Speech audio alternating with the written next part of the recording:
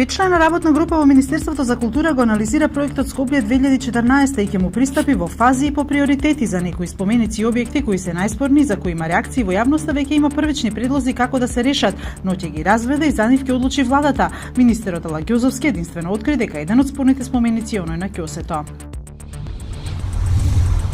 Заврши јавната седница на која јавната обвинителка Ленче Ристовска ги образложи причините зошто СЈО и натаму бара замрзнување на имотот на ВМРО ДПМН во рамки на истрагата Талир. Како причина Ристовска наведува дека постои опасност имотот да биде продаден, бидејќи веќе во 2016 година имотот бил ставен под хипотека кај една од комерцијалните банки.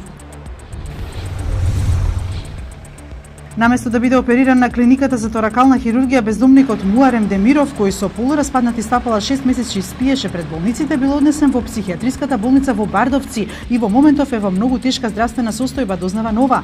Нема одговор од болницата зошто Демиров е сместен токму во Бардовци, особено што во оваа здравствена установа не се во можност да му пружат медицинска помош за гангрената на стапала.